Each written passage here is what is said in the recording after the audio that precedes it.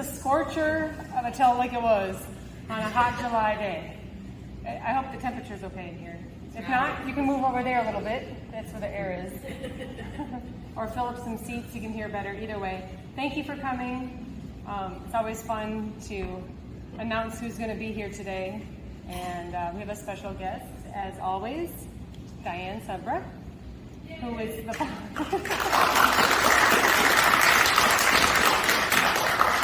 the founder of Boone Connection, which we hinge to half the time for everything that we need to know around the area. So we have plenty of fun stories and lots of things to share, but mostly to get to know you a little bit, Dianne. And we'll start with where you're from and more about yourself. I was raised close to Wentzville, just northeast of town, close to where the General Motors plant is now.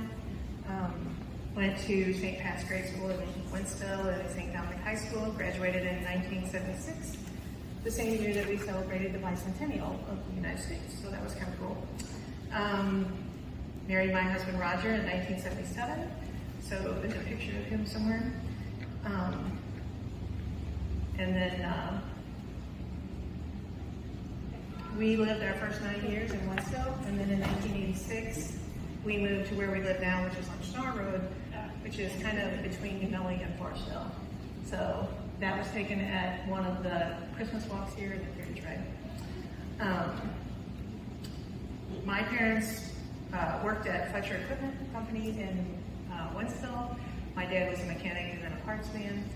And my main name was, we called it Koch, K-O-C-H. A lot of people say Koch. I know there are Kochs or Cooks in Marthasville, Washington area. We're not related that I know of.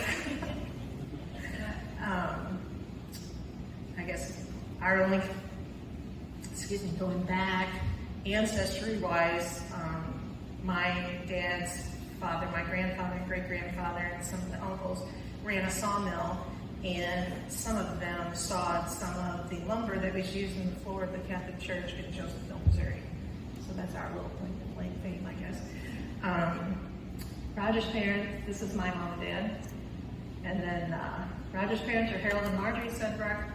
Harold was actually born in Hamburg, Missouri, and christened at the church there.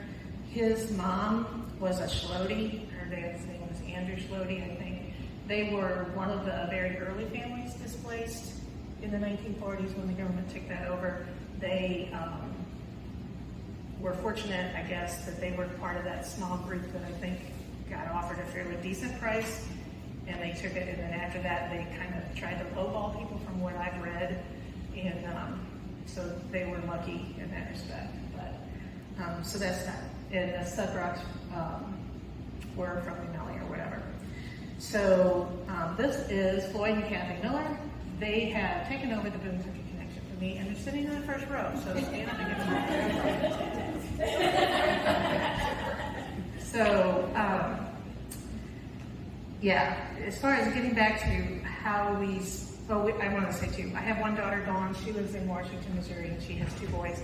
And one of them is in a baseball playoff tonight. So that's how that goes. As far as how I started, I don't know how much back you want to do, but from 1979 to 1983, I worked for the phone company in Wentzville, and then after that, I did some freelance graphic design work. In about 1996 or 7, I joined the New Melle Chamber of Commerce, and I volunteered to be secretary. Can you still hear me? Yeah. Okay. And I volunteered to be secretary, and I started sending out notices. Well, the previous secretary had always sent out notices of when our next meeting was. That was before email. We sent out little trifold things. So when I did it, I started adding to that on the back side what was going on in the community, like the church picnics and what have you. And it kind of grew to fill up both sides of that little trifold. And we actually had somebody join the chamber just to get that little piece of paper. So, and there wasn't a newspaper in Melle at that time. There had been previously. From the mid-1970s to the mid-1980s, there was a little paper called the New Melle Reporter. was sponsored by the community club, and Bill Schemeyer was the editor, and they published once a month, and it was kind of on the same style as this. It was like a white 8.5x11 newsletter. And then I'm not sure why that quit, but then in the late 90s there was another paper called the New Melle Explorer, and it was a tabloid size on newsprint, and they published for a few years, and then they just kind of stopped. So I gave it about 6 months, and I sent a letter out to the New Melle Chamber members, and I said, if I put together a community newsletter, will you support it with advertising? And I got enough money to pay for the printing of the first issue. So this is the first issue. It was 12 pages, and and we did 1,000 copies, I think. And I brought this particular one along because this shows the technology. Now we just do everything on disk and send it to the printer, and it goes like this. This at the time was a gluing. I actually took color pictures, and the printer made a halftone here. And I should say, before we go any further, the reason I brought this up, Floyd has printed every issue of the Boone Country Connection. At that time, he was working at the print shop in Defiance where this was printed, and he stuck all these little pictures on here and printed it. And then eventually, he moved to his own print shop in his house, and we've been together, working together ever since that. And Kathy, his wife, has always helped since that time, putting the paper together and assembling it and all that stuff. And then in 2011, we started the website, and Kathy posted all the articles on the website. Floyd developed the website, so they have been an integral part of it ever since the very beginning. Yeah, I would love for you two to join her on stage real quick so we can see your faces on camera and give you an applause. Right next to the lamp up there. Thank you for everything you guys have done.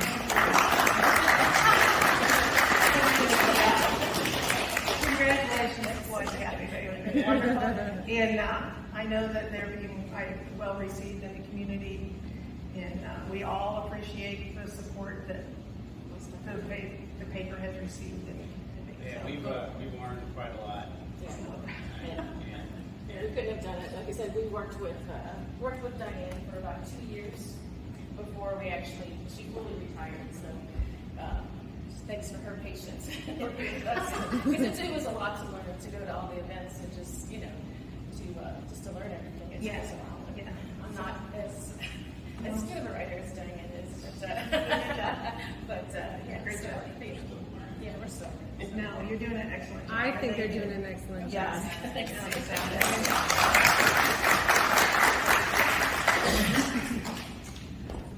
So anyways, that's about it. Okay, so let's get right into it. When Paul Oliat first approached me about doing this, I was like, I don't know what I'd talk about exactly. But then I said, well, I can do something on the paper, and like maybe what are some of the most impactful stories or the most fun stories or whatever. So this is what I consider probably the most impactful story of the 20 plus years that I did the paper. This is a public meeting for the SOS, which is Shoulders for Safety. And I left my notes at home, but I wanted to kind of tell the back, or maybe this backside story of this that you're not really aware. And I had all my statistics too, but if I remember right, from January of 2009 until September of 2009, there were 9 fatalities on the roads of Highway D, Double D, Z, 94, F. And by February of 2010, there were 2 more. So on September 3rd, there was a 16-year-old girl from O'Fallon that got killed on Highway Double D. And one of the moms that lived close to that accident site got a couple of her friends together, and she decided we needed to do something. And so, excuse me, she called asking me what she could do. It was like, first thing you got to do is contact state roads, so contact Joe Brassel, ask him. Contact Jim Gramad, he was the Missouri Department of Transportation area engineer at the time. Contact your elected officials or whatever, see what you can do. And so we had a conversation, and I thought, I admire your determination, but I don't know that you're going to get anything done. Well, I was wrong, thank God. So they got together and they organized this meeting, and this, I think it was an estimated 300 people or so attended this meeting at the Melle Community Club. And they discussed the need for shoulders on those roads and also the commercial truck traffic limits or something like that. So they had that many people show up. And then let's go to, and so that got the ball rolling. So let's go to the next picture. This is some of the people that attended. There was, that's Missouri State Highway Patrolman Al Northam, I think. Here in the white shirt, and the third person there is Sheriff Tom Beer. This gentleman over here on the left was the Missouri Department of Transportation area engineer at the time, Jim Front. Maybe that was the panel. We can go to the next picture. These are some of the committee members, and I wanted to, there's another one. Yeah, is there a black and white one? One more. Oh, we must have missed that one then. Okay, back up. So, there's a couple of people on here that I want to point out. The first lady on the left, that's Cheryl Pearl Coleman. She's the person who first called me on this. The next person is Peggy Brazel. She was just such a go-getter. She's amazing. The gentleman is Randy Frump. The next one is Debbie Kais and Nancy Du Bois. But there's a picture of Randy there, and there's another one coming up, I guess, a close-up of him. But there was a couple things that happened. There was another lady, Shannon Falwell was her name. Shannon's daughter, Brianna Karen was her last name, died on March 3rd, or maybe not the 3rd, I think it was the 3rd, 2009, on Highway D west of Melle. And as this process went along, Shannon didn't participate a whole lot, in some of the meetings and things that they put together, but Shannon had a personal friend that was very high up in Fred Weber, and Fred Weber ended up donating, I believe it was $3 million in materials to help build the base for the shoulders. So that was very key. This person here, I attribute to, he's the one that his son died January 1st, 2009. And he got up, he told the story. He was sitting in his kitchen looking out the window, New Year's Day, in the morning, and his son was late getting home from work. And he saw a state patrol officer pull in his driveway and get out and put on his big white rimmed hat.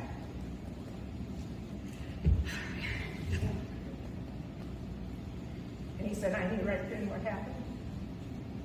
And I still can't tell the story today. But he went and he told that story.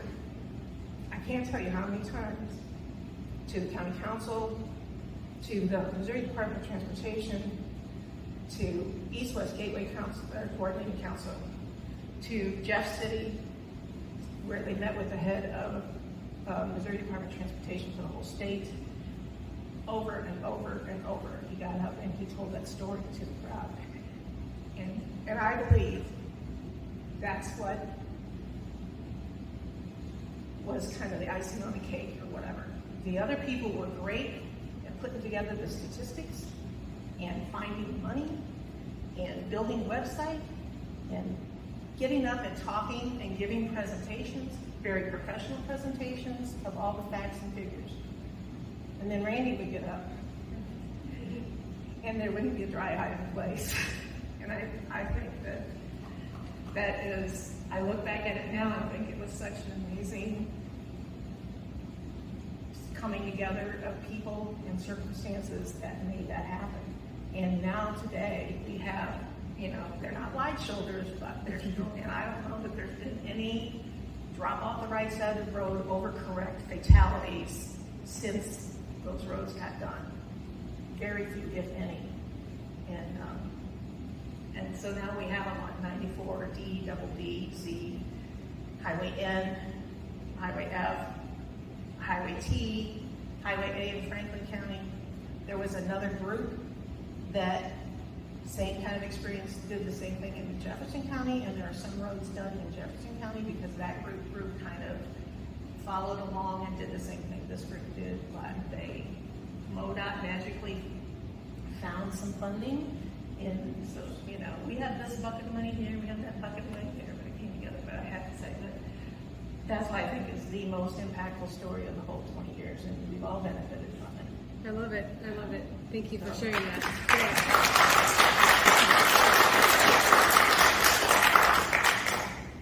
So that was this one I think we can pass. Diane, that's why you put it first. Yeah. It was very There's meaningful. the picture I was looking for. Oh. Okay. So the lady on the far left is Shannon Falwell. And that was her daughter that died in May, or March, and she's the one that had it for Fred Weber. And then in this picture, Peggy Brazel is the second, in the back row on the far right. That lady has, all I can say is, she's very smart, very organized, but guts and gumption.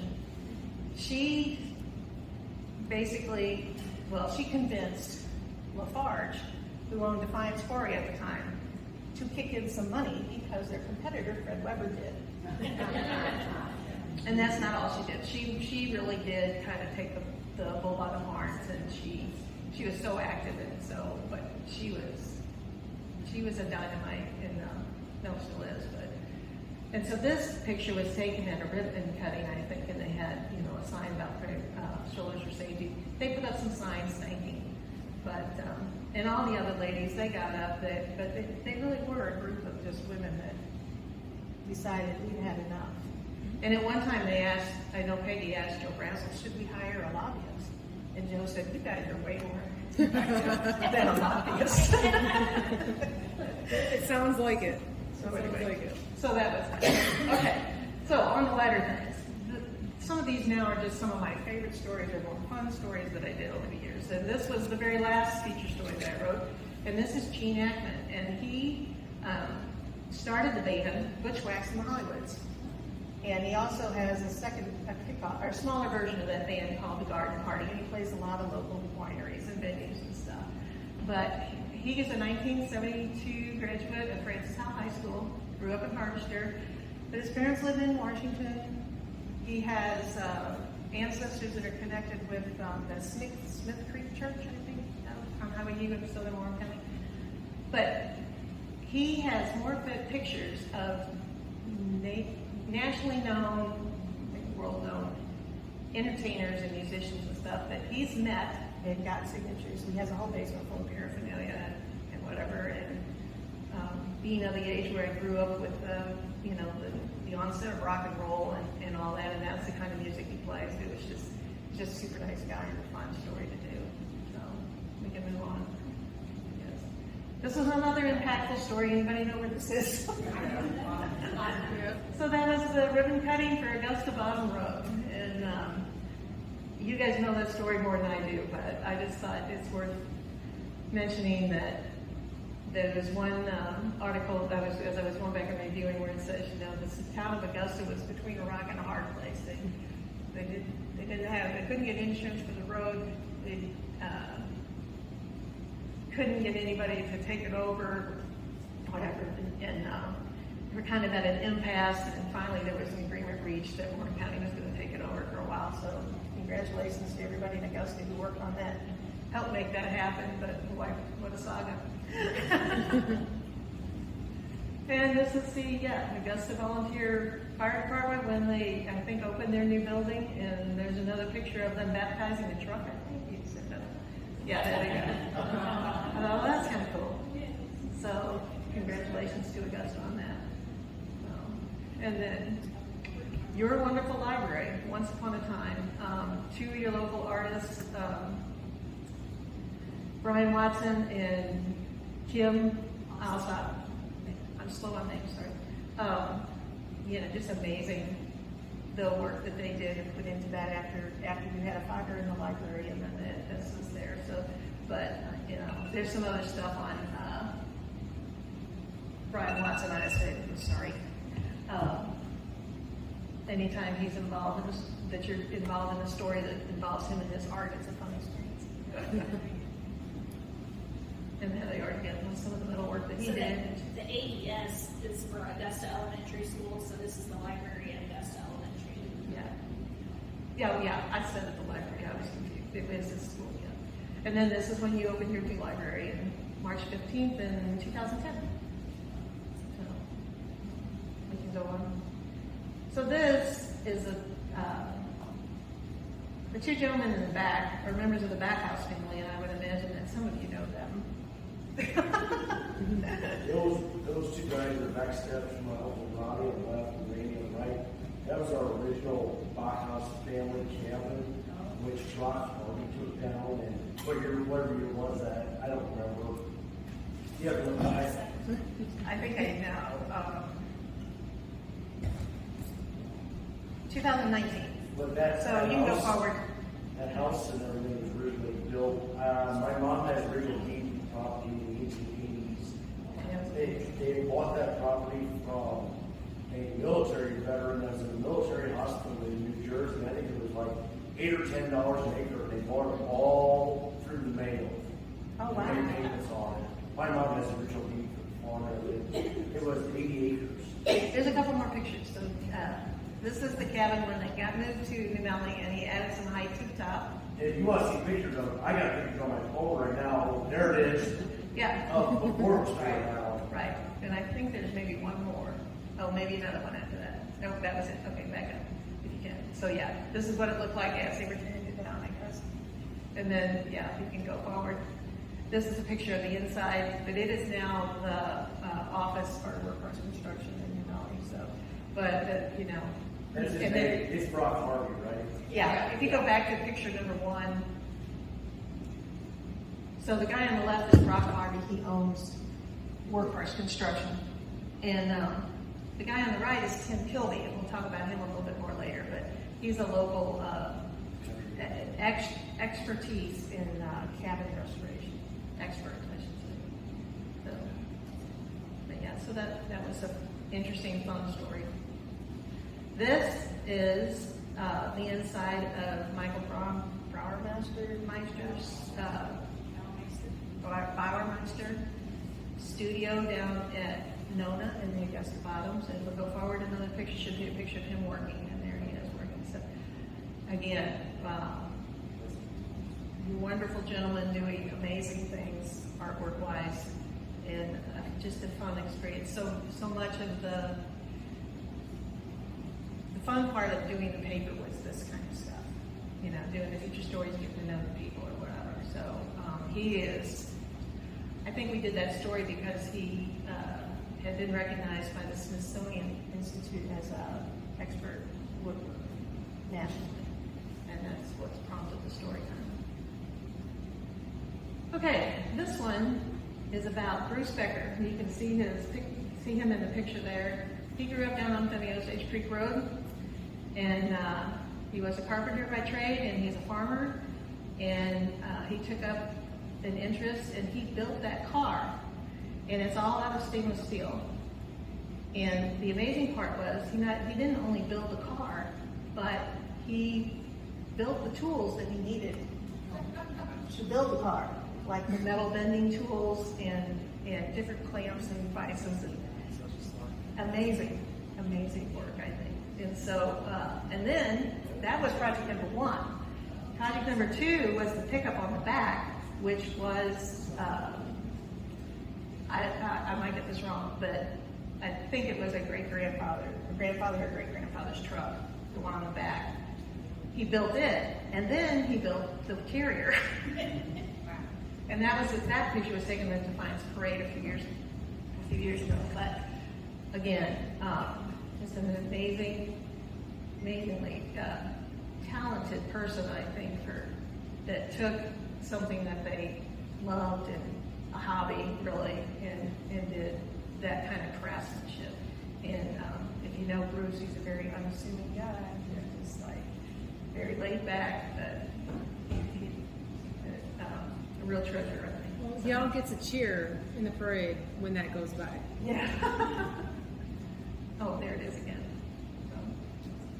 It's impressive. This lady, her name is Barb Biter. She still is a realtor in the New Melle, and she had an amazing experience. She was coming back from Warrenton one day on Highway M, I think, and she said, all of a sudden, something told me I need to turn down this road. And she goes, I was on my way back home. I don't know what made me want to turn down this road, but something told me turn down this road. So I'm going down this road, and I'm thinking, why am I doing this? Whatever. And she goes, I'm going on. I kind of glance over this field, and I go on by, and I think, what was that? What was going on? And so she backed up, and a bull had a man down on the ground.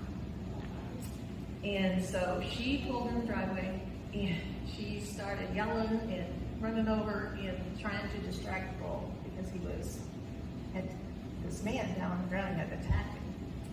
And she called 911, and the man ended up being airlifted to one of the hospitals in St. Louis.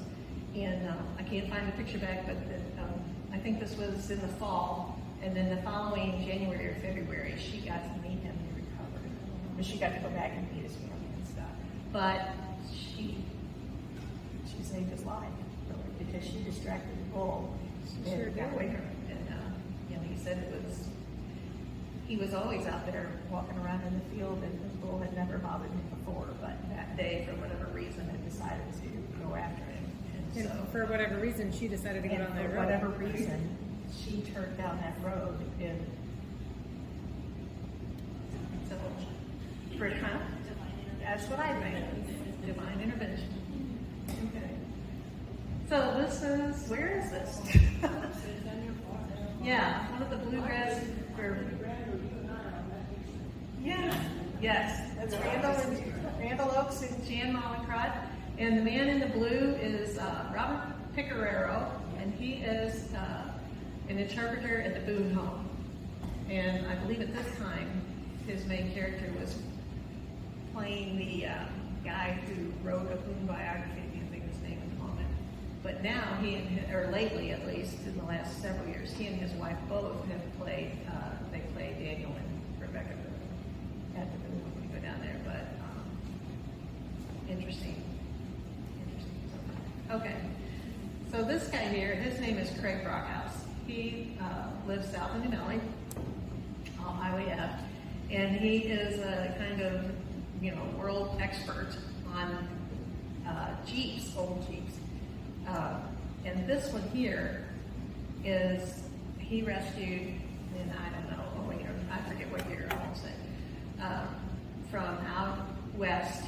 There was a scenic Jeep tours company that started like back in the 40s and 50s.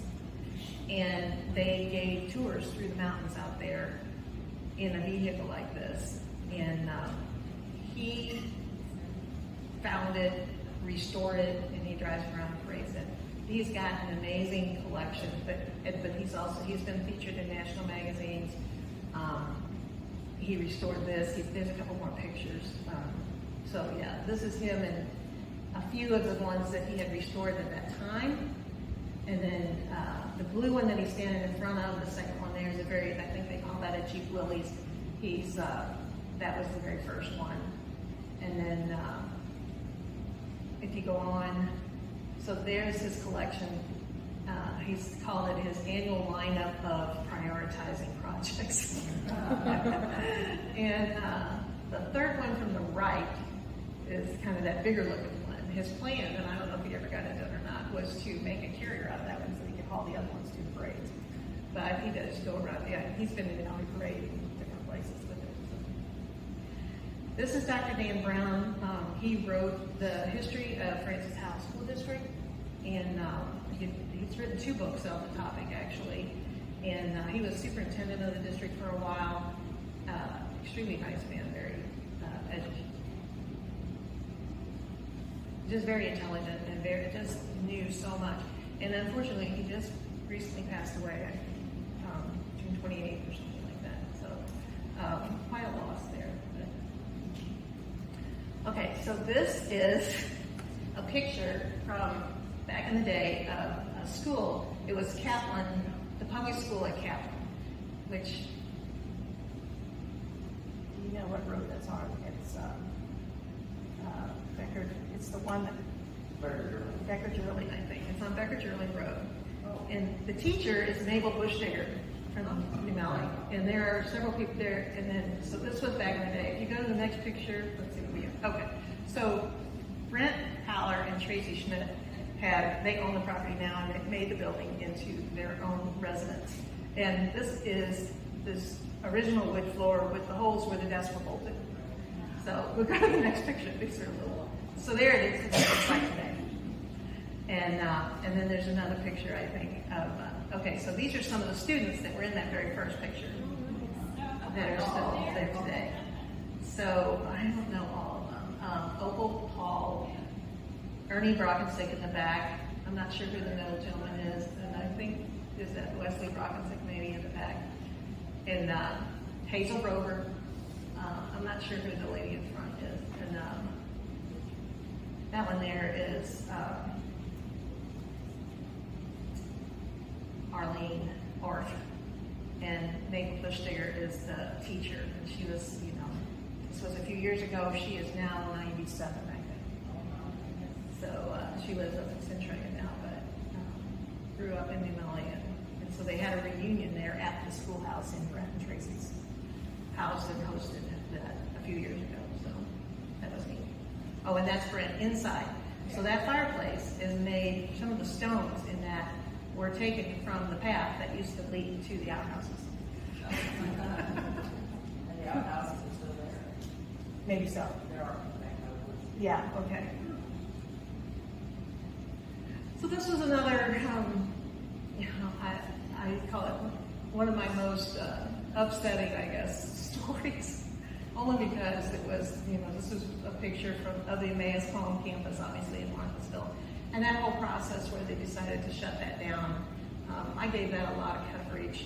I really felt like, personally, that there was a group of people that really tried their hardest to get Emmaus Homes to agree to somehow keep and preserve that campus and that way of life, that group home setting.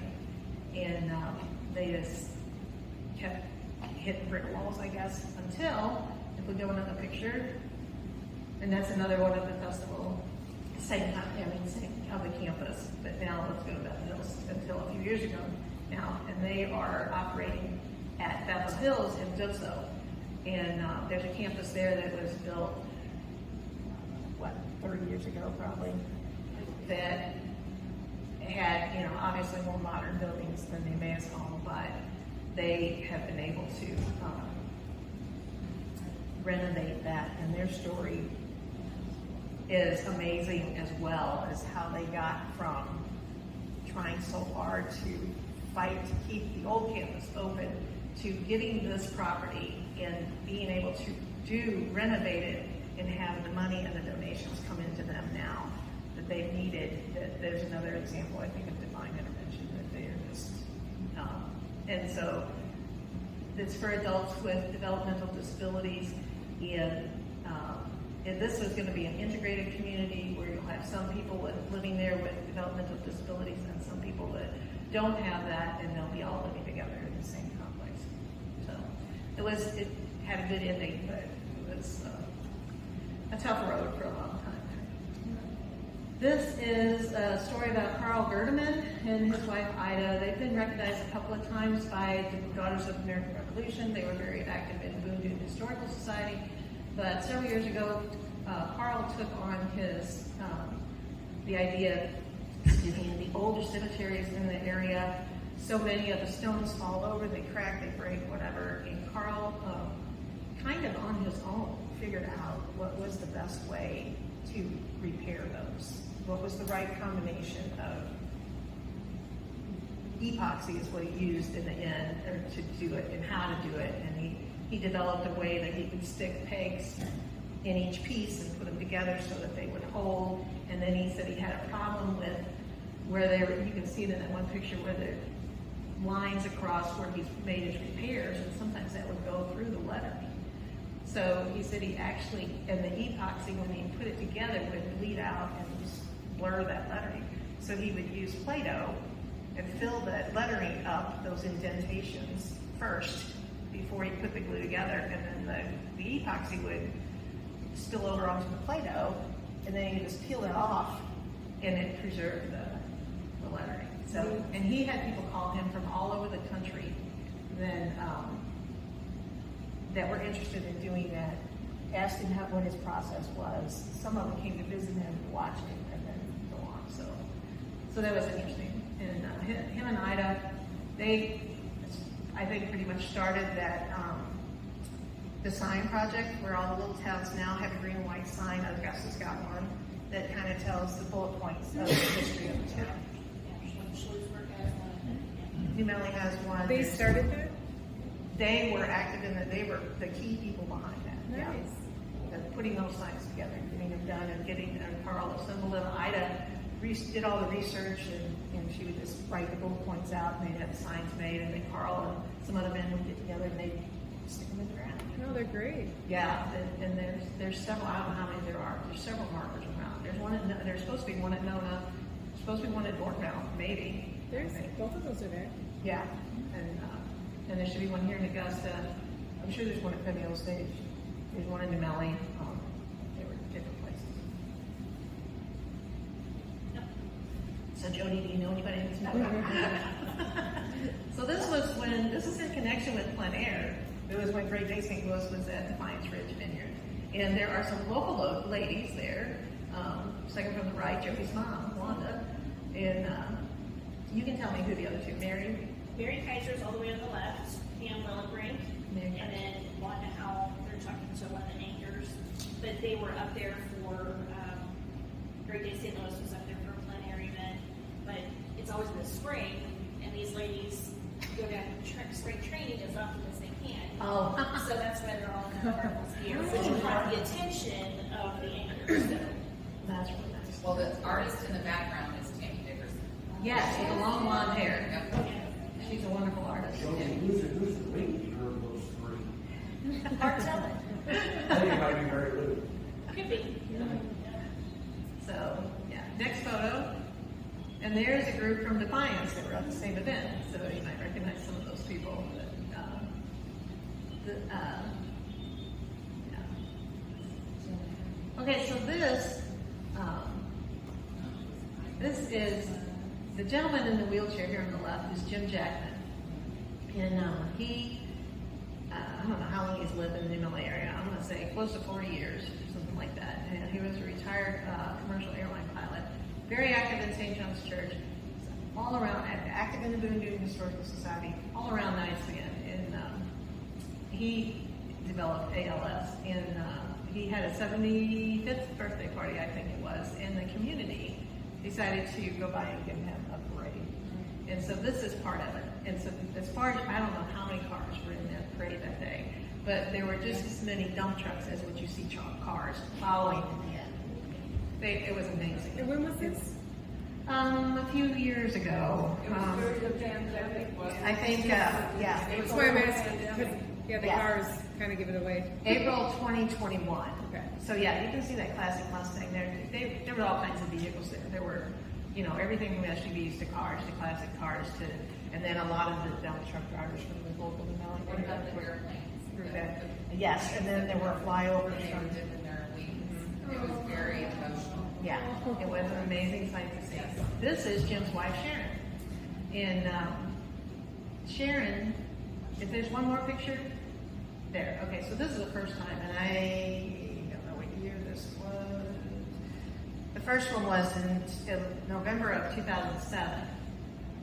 And I think it was during, I don't know if it was Iraq or Afghanistan, but they had a Adopted Soldier program she heard about on the radio. So she decided to get her church involved, and they collected all kinds of goodies and sent it over to the troops overseas. And that started a church mission project, and St. John's has developed that. So every month she was sending a picture or a package of snacks and magazines and I don't know what all to the soldiers overseas. And as one soldier's term would end, he would appoint somebody out, he or she would appoint another person to be the recipient. And they've done that, I think they're in 3 different wars now. And if you go back to the previous picture, this was in 2012, 5 years later, with some of the paraphernalia that the soldiers had sent back. The soldiers sent back at least 3 flags that had flown over our bases overseas for them to fly at St. John's. And they're on display there and some of the other efforts. And that effort still goes on, I believe, right? That support the troops. St. John's is still doing that? You know, I believe they are. I will find that out though. So, yeah. Well, it's really neat because when you're serving, and I know this because my brother would say how much just the littlest thing from home meant everything. Just the taste of home, the smell of home, you know, a picture from somebody, a letter. It was very meaningful. So, you know, a church group doing that for our soldiers, among many other things that we do for our soldiers, and then honoring them when they come home. This is pretty neat that they have, you know, gifts that were given back, treasured gifts. Yeah, one of the soldiers wrote back that St. John's was infamous. Soldiers. So yeah, but they some of them have come back and visited St. John's. Some of the soldiers that actually received their boxes and stuff, they come back and visit Really? St. John's. The same Oh, thing. that's good. So it's a really neat story there again. You know, people, you start out with something that's kind of small, and it just really grew and really impacted people. So it's a cool story. Okay, so this is Todd Jerling.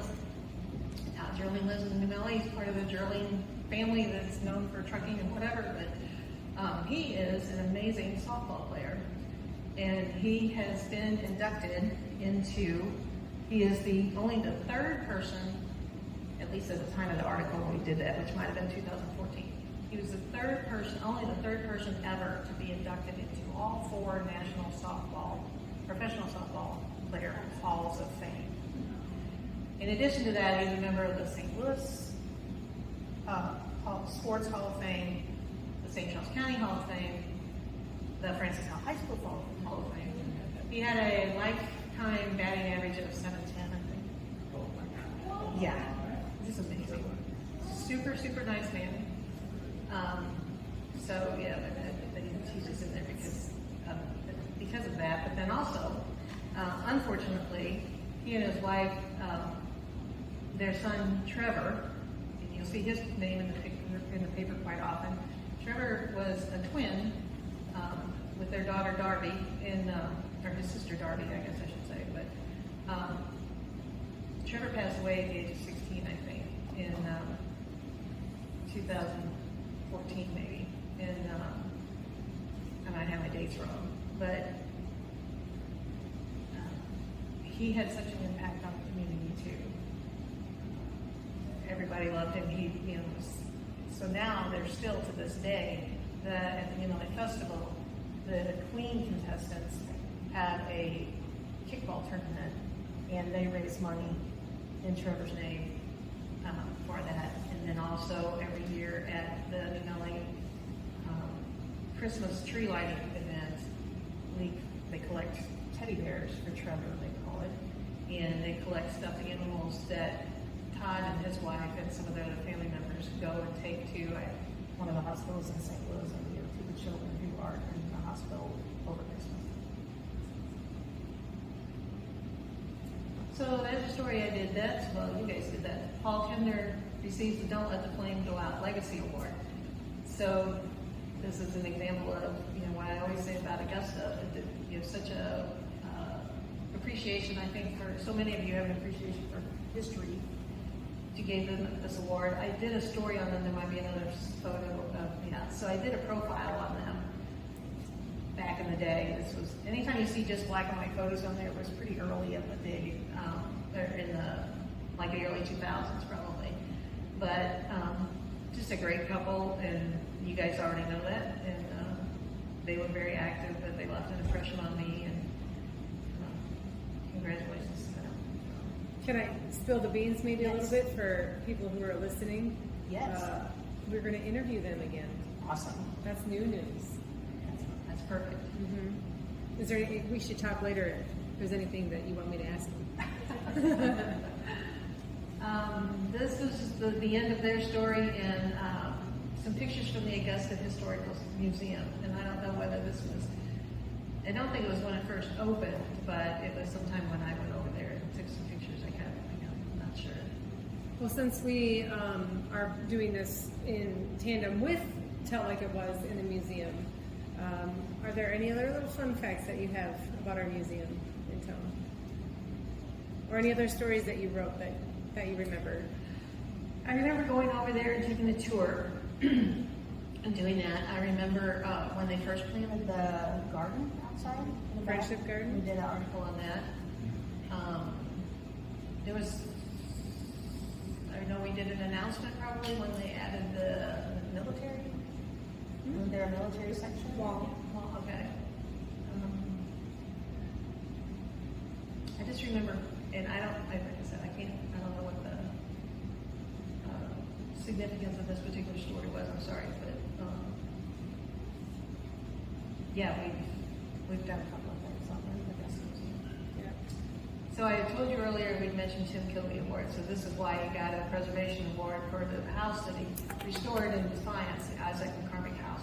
So if you want to flip forward, that's a picture of Tim. Next picture, that's him in his restored living room. And on the front porch, but this was the log cabin, and then there's one more, it shows the whole house. So that's the whole house. It was actually more recently, what I remember, it was the Dietrich house. Steve Dietrich and his brothers grew up there, and I'm trying to Calvin, thank you. Calvin Dietrich and his wife Carol raised their family there.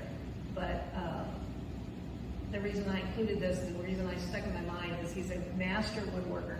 He is known nationally for cabin restoration. He has saved, I don't know how many. He was involved, I think, in getting the Savington House moved out here. He's done several projects in St. Louis County. He kind of consulted on the back house cabin getting moved to Melle. He's kind of retiring from that now, and Brock Harvey from Workhorse Construction is doing a little bit of that kind of work too. And I just talked to Brock a couple days ago. He said they've done some recently, but it gets into so much work and so many hours, it gets pretty expensive. But the craftsmanship, but the neat thing about, and Tim, beautiful woodwork, other kinds of woodwork tables and all that kind of stuff. But it's such a funny personality.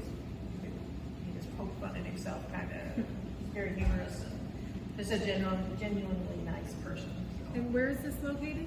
So that house is actually on Highway F, not too far from Defiance, pretty close to where Defiance Road intersects with Highway F, a little bit east or whatever Little up there. sign that says the Country Gentleman. Yes, the Country Gentleman is the name of his business. There was tornadoes that came through there. Yes, that were- Yeah, tornado path. Yeah, that was right there. Okay, so anybody know any where this was? Well, there's another one you're gonna like. So this was an masquerade ball here, which I thought was a great idea. So I can't take credit. I didn't attend that. Somebody else took those pictures and sent it to me, thankfully. But Randall was very involved in kind of helping to create that, along with the artist. I'll let him tell that story, but just a fun event that you guys had here. There's another photo. There you go. So Jody and Scott Krupke. Awesome, She's awesome. like, thanks, Diane. I did not know. Okay. Speaking of Randall, this is another story we did that, again, is really Randall's story to tell, but it was fun for me. So I got a call from, I don't even know how I found out about this picture exactly, or about the event, maybe, but anyway, and I remember the year, 2010, I believe. want to stand up and tell the story? Stand up, please. You want to stand up and tell the story? You're on a roll. So 2010, I think Randall Oaks here in Augusta got a phone call, and I'll paraphrase it, I may not have it exactly right, but the gentleman asked Randall if he was the Randall Oaks that was involved with the Sloss Furnace preservation in Birmingham, Alabama in the 1970s. So as I recall, the story goes, was Randall was in the restaurant business at that time in Birmingham, Alabama, and he was looking for a place to maybe open a new restaurant, and they were refurbishing some street, or going to restore some street, and he said they had this Sloss furnace, which is an iron smelting, basically, facility that had been closed for some years. But at the end of this street called Morris Avenue, I believe, the furnace was kind of profiled in the distance. And, but at the same time, the organization that owned the property wanted to tear it down. So Randall, they had a tour that the property owners organized a tour of the facility to help justify or explain why they wanted to turn it down. And as I remember correctly, Randall went on the tour, and he told me that at the end, there wasn't very many happy faces. So he very politely asked the gentleman if he could borrow the bullhorn that he was using on the tour, and the gentleman turned it over to him, and Randall said he got up on the back of a pickup truck and said, if anybody's interested in restoring this place, be at my restaurant tomorrow morning at such and such time. And he said about 200 people showed up. Wow. And today, this is a cultural center that, there's some more pictures, that this is a sculpture in front of it, that benefits metalworking artists. They go there to use the furnaces to melt metal to create their art. They also have some other cultural activities there, I believe. So this is Randall, so this is sculpture. Next photo is one of the letters that he wrote, or was written down, whichever, some of the documents about the preservation effort. But he ended up putting together an association that worked to preserve this, and they were successful, and there's a few more photos. So there's the story if you want to read it. And there's some more pictures of, back in the day when it was operating, kind of how this on the second last one, they're right kind of in the middle of the art. That's the artist working at that time. So the reason this came up is because there's a documentary was being done at that time about that whole preservation effort, and Randall was a huge part of it. So that was one of the more fun stories. This is the filming crew. I got to come over and tag along behind them that day and try to be very quiet.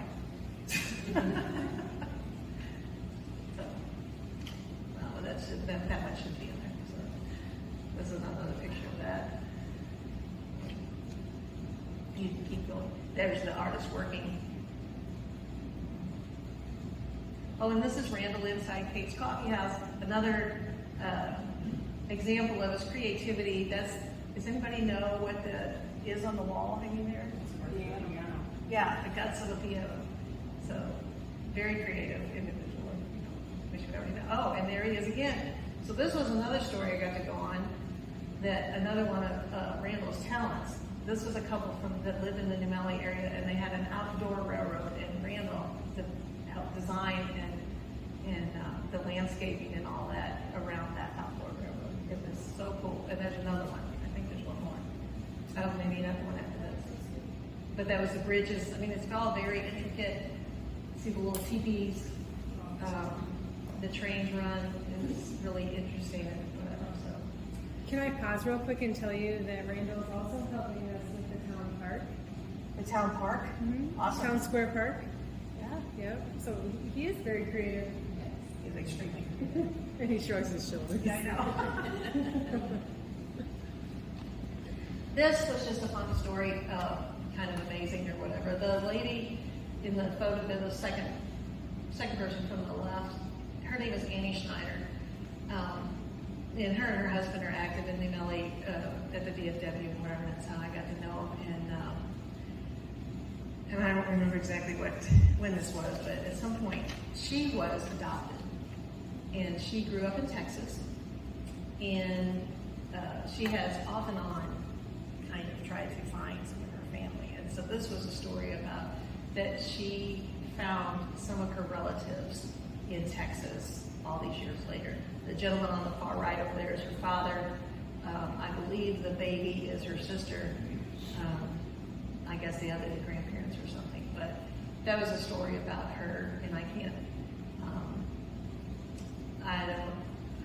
go into a whole lot of detail. I don't remember all the specifics or whatever. But she went and visited them in Texas, and it was a very emotional, touching story for her and anybody who read it. Okay, so this is the shrimp farm in New Melle, which some of the Howell relatives from Defiance started, and it was really cool. They do one more. Look at the size of the shrimp that they raise there. So they were in the business of doing that, and I just found out that they're going to be shutting down. So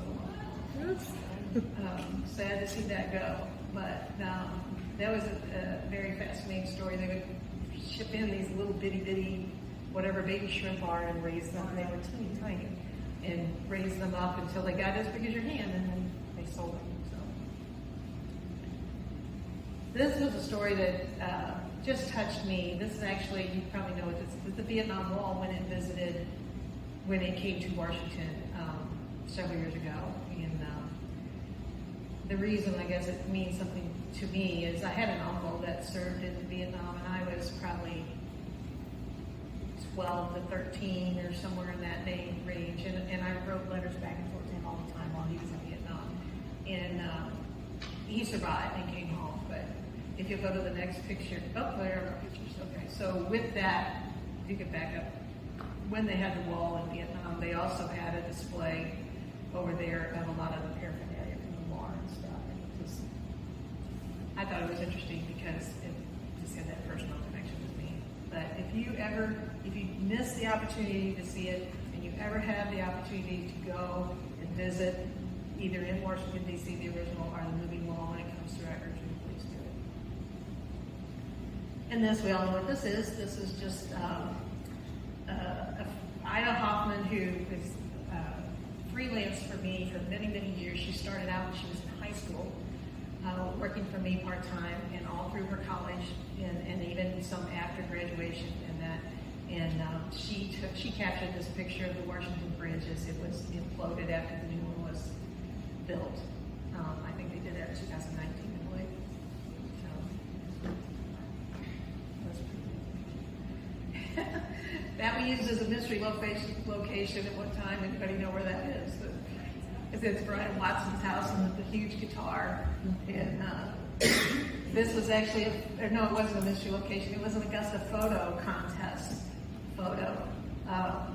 And it was titled, "I Love My Guitar." So I just thought it was cute.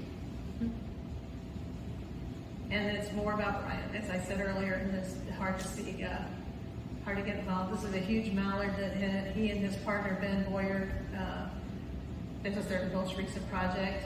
And there's a couple more. We did this whole spread on them and how they made this big, huge, amazing, and again, created some of the tools that they needed to make that work. There's another photo. There's I don't remember this project. And another one. And, that was it. So that was just, like I said, anytime you get involved in him and one of his art projects, it's a pretty fun tale. This is a story I did on Adele Welge when she turned 100 years old, I believe, in 2011. And some of you probably know her. The middle, this is her in front, obviously, and then her daughter's behind her, and the middle one is Dianne Sudbrock. So she lives over in this area. Some of you may know her. But yeah, I did a story on her. She was sharp as a tack and funny, and told all about shared some memories of her early days. Well, we can pause here because you know what's after this part. Yeah. Is there anything else that you want to talk about, or? We covered some, but maybe we could stop and pause and maybe see if there's any questions. Any questions from anybody? So I have a picture on my phone, and it was an emblem of I got to find it, and I didn't bring the glasses. But it's a circle emblem, and it was on a lot of the shirts, and it was on the well water buckets. And it's something that you don't see right now, but it's a circle, and then it has the lines, and it's almost like a wheel if you. Yeah, so that's the city seal of New Melle. Gotcha. Okay, so, and that is actually the city seal of Melle, Germany. Yes. So I believe Melle, Germany I think it's always red, I'm not 100% sure as far as I know. But it was a circle with wooden spokes coming, and it represented, I'll probably get this wrong, but it represented, I think, 4 different boroughs or something kind of coming together into one community over there. And so when the New Melle Friendship Society started, probably, I don't know the name, I think it's been going on for over 40 years. When they started, then the city of New Melle adopted that as their seal, and they added a blue circle around the outside. So if you see it in color, and I think it probably might still be on some of New Melle city letterhead, but that's the seal of New Melle, and yeah, they used it on a lot of stuff. Well water buckets. Right. New Melle has this very special recipe. New Melle well water, and it's very well known for it. And it's good stuff, and it'll get you if you're not careful. I have heard. Thank you. Any other questions? Go ahead, Tom. Yes. I just want to say I was hired by David Brown in 1985. So he hired me as a teacher at Francis Howell. I taught there 30 years. Wow. And I taught with Ida's mom, and I remember when Ida was just a little kid. Oh. She was a prodigy back then. She was so smart. She was smart. She is smart. Right. And so I ran into mom and living out in Leslie, right? Yeah. Mm-hmm. They gave up the old Cotterville antique place. Yeah, so he's talking about Ida Huffman. I mentioned that she was a freelancer for me or whatever, and her mom is Margot Huffman. Right. And then her parents owned the antique store in Cotterville, which is now recently been renovated, and Cotterville doesn't look the same anymore. It's No. amazing what has gone down in the center of town. yeah. I taught right there at Central. But my question was, did you do any stories on New Melle or in the area about the Civil War and what went down in this area? No, I didn't. Seems to be a theme that I'm focused in on for Augusta. At some point, I want to do an Augusta presentation on what we did or what the Augustans did during the Civil War. Being German and all, of course, they were strong unionists surrounded by non-unionists. I've read a couple articles on some things that happened between New Melle and Howell or Hamburg or somewhere like that. You might check with Bob Braille. Right. I talked with him. Okay. So Bob Braille did he's an expert on the whole TNT area and that history, and loves history in general, and really puts out some really nice articles in that. That would be my go-to person for that. I have a question for you. You said you worked for the phone company originally. Yeah. So journalism wasn't really in your wheelhouse or in your, probably not your major. So No. what prompted you, other than your little trifold in the town of New Melle, what prompted you to make it That was my more question of a, too, yeah. of a household staple here in this tri-town area? I kind of skipped over that in the beginning. So, it's one of those little, but I like to tell a story. It's kind of one of those little moments in life that happens that leads you to something else, that leads you to something else.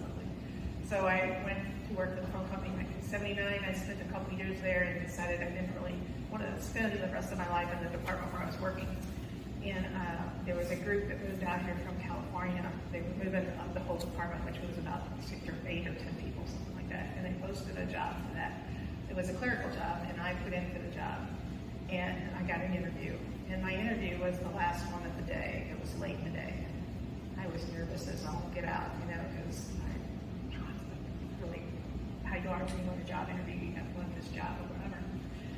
And I had to walk from one building to the other, and on the way over there at the end of the day, after stressing about it all day, I just thought, you know, I don't know anything about this. Nobody knew anything about these people that were coming from California. I don't know anything about this. This man might be a real jerk. If he's a jerk, I don't want to work for him. So I went into the interview with the attitude of like, I'm going to interview you as much as you're interviewing me. And I sat down and I started, you know, I asked him a lot of questions. And he asked me questions, and I just had this like, kind of crossed my legs and more relaxed. And, and I ended up getting the job. And he told me later that he already had somebody else picked out, but my attitude in the interview sold it. But anyway, that job led to an opportunity to do some writing within the department that was instructional, how-to stuff, and that's where I started writing. And because I had done it in high school, I had some college, but I didn't graduate.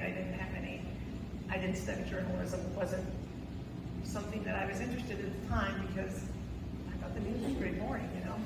And, so I started writing, and then and then that boss, he's like, you know, you could do whatever you wanted to do as far as in the term of writing. You know, I think you can.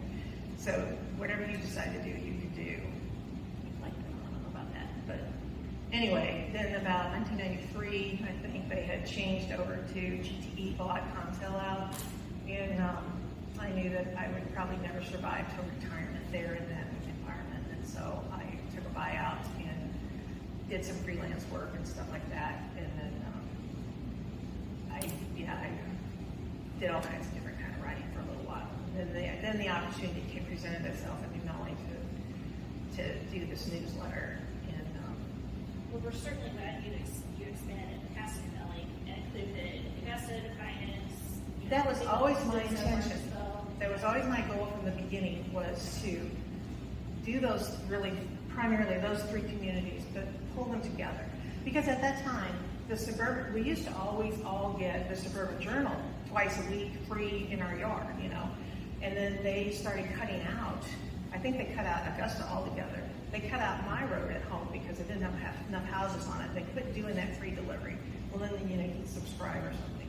But there was no coverage of anything in this neck of the woods at all. And there was stuff going on that was, you know, newsworthy. You were having events, we were having events. Let's at least promote it to each other. But that was always my intention in the beginning, was to to do that. And I, you know, that's what I wanted. And I really wanted to focus on the good, positive stuff that was going on.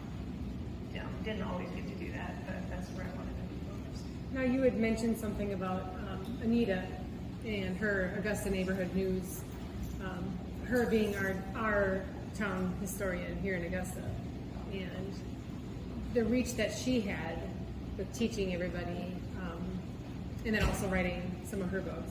Right.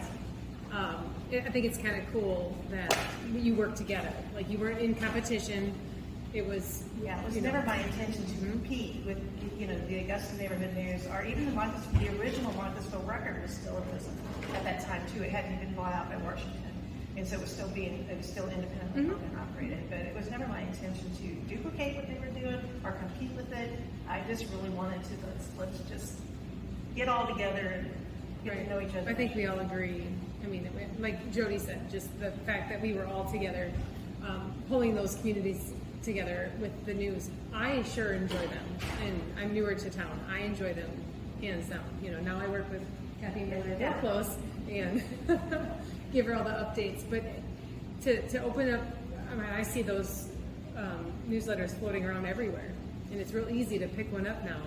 And it's not specific on a certain area, which we all know is from New Melle.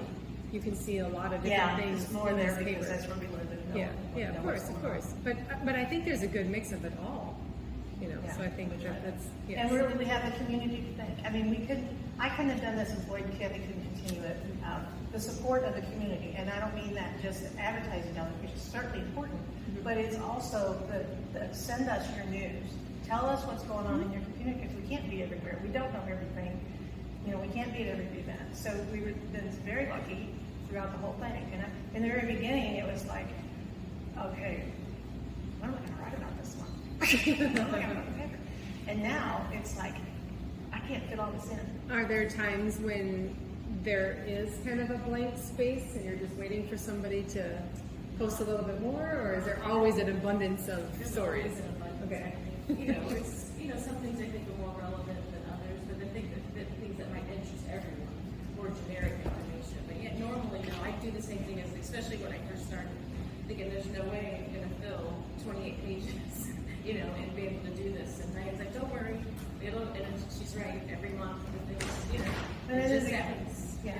You have one, sometimes you have visions of what you think the papers are gonna look like, and it's nothing, because, other things happen or come up, or the things that you wanna cover, you don't get to just because, other things that happen. Yeah, there's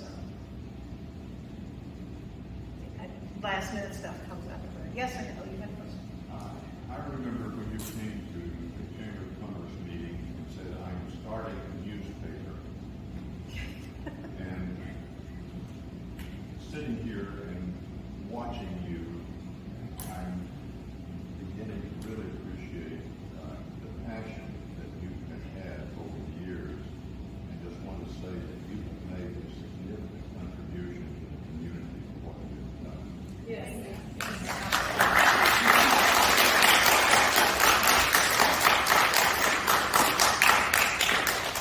But again, like I said, I couldn't do it without all of you. Well, we always just waiting for that next issue to come. Sometimes, Jan? Diane, were you ever refused to go to someone and do a story? Like, did I ever ask anybody if I could do a story? And they No, told me no? were you ever refused? Did you want to go someplace and do a story and those people said, no, I don't want it done? Did you ever have that happen? Well, not that I can think of. I can think of one occasion of a person that I two, that I kind of wanted to interview, and they declined because, they didn't want to call attention or, whatever. But, yeah, there's a couple, but, generally. Usually everybody said, come on in, I'll just talk to you. I don't know. I think some people felt kind of like I did when Paul called me. He's like, well, what I gotta say? He's like, some of them were like, well, I don't know what's so special about what I'm doing. But most people are happy about it, And the same way with, like the pictures in the paper and that, most people, they're excited to see other people, that their friends and neighbors in the paper. That's what makes it interesting. Anything else? No. Okay, so we have this little question mark. This is just a kind of before we end on that, there's a couple of things. I want to say thank you, first of all, to Paul and Steph and Angela for doing this, for the invitation, to the Augusta community as a whole, to everybody in this room, to, Randall and Vic and all the people from the Augusta Chamber and all the communities that welcomed me in the very early days, but everybody that supported the paper over the years, to Floyd and Kathy for taking it over. And I thought just thank you. The Boone Country Connection has been a surprising and blessing, really. I mean, I never thought when I started this. Nobody thought. My husband didn't think. I didn't think that it would ever grow to this. I always tell the story that when I said I wanted to do this, he said, "Do you think anybody besides you and my mother will read it?" His mother was a scrap paper and scrapbook person and a newspaper clipper and whatever. She loved that kind of stuff. And yeah, God. And we were both always amazed. I had a conversation with Floyd and Kathy today. They're experiencing the same thing when you go and you show up with those papers and you walk in the thing and they're like, oh, somebody was here looking for that earlier or whatever. So it's very fulfilling. It's been a big blessing. It's been kind of, it can get hairy, but it's been a blessing. So, Diane? yes. I have to ask you, so what are you going to do with all?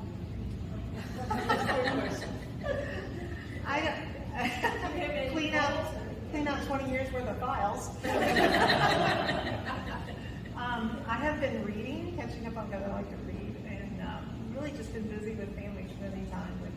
We've got two grandsons live over in Washington. We've been able to spend more time with them.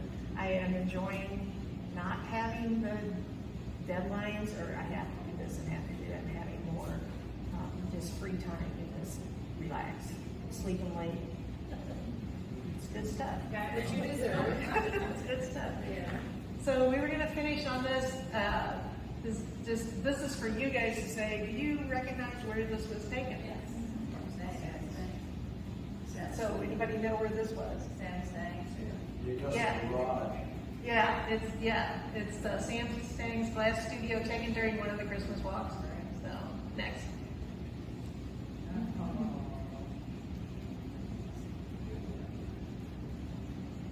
Look in the background. Is that the visitor center? No. But it is something new in town, or it was new at the time. It's a toast that was done when the library opened. It's new in town. Really stumped him on that one. Yeah. Oh, this is crazy. I should have took those out. There's one more picture. Show the other picture. You won't know what this is. So this should have been in with family stuff. This is something that I don't even know how many years ago. This is our cornfield, my husband's cornfield, and this was an aerial picture taken of it. And we don't know how that happened, but you talk about crop circles or whatever. And that's what it looked like from the sky. Somebody went in and made that design. And then the previous photo was the very center. If you go back to that, you can kind of tell. See how this, there's a bare spot in the middle. They laid this side this way and laid that side. Something went in and flattened those all in the same direction to make that design on the other one. So that was just a weird thing. I shouldn't have, that was a mistake. Probably should have been taken out. But anyway, go ahead. Okay, where is this? Or what was this? Church Street.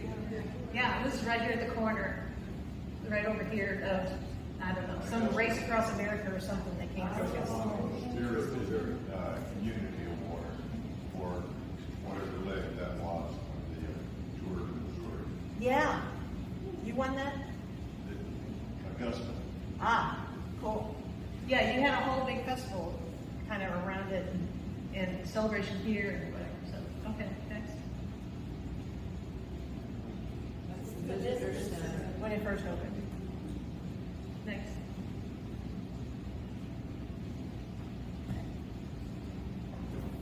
One of the Augusta rates. Very good. Yeah, that's probably the last one, I think, maybe. Oh, one more. Or two. Yeah, Ebenezer Church.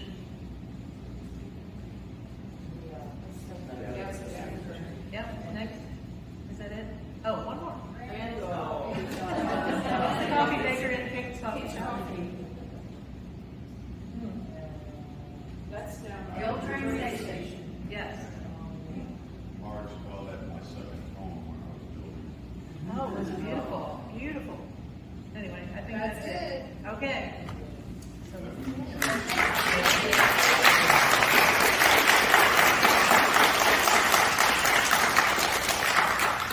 Well, thank you, Dianne. You did a great job. I know you weren't really quite sure how this was all going to play out, but look how easy it was. Yeah. Thank you, everybody, for coming. This kind of reminds me of something I just wanted to say. A friend of ours, we had tea one day, and we were telling them about our backgrounds because there were four of us, and two didn't know the other two very well. So, he says, well, let's all tell a little bit about her background. And Mary's was so fantastic, as I told her later when I was helping her clean up. Mary, you've got to get your life history down for your kids and grandkids. And I says, I've got a laptop, I can come over anytime or bring it home, but if you will either write it down or dictate it, I'll be glad to type it for you. So she says, well, give me about a month. I've got to figure out how I'm going to do it, what I want to do, outline and all that, it's good line. So a month later, I saw her at church, and she says, I'm ready to type. Have you done your homework? She says, well, I'll tell you what. She says, I had a recorder, and the grandkids grabbed it and put it on CD, and everybody's got a copy of me telling right about left time. That's history. But I'm telling my kids stories, and Mom, you've got to get that down and write it. So let's all just do that. If you can't write it down, do it dictate.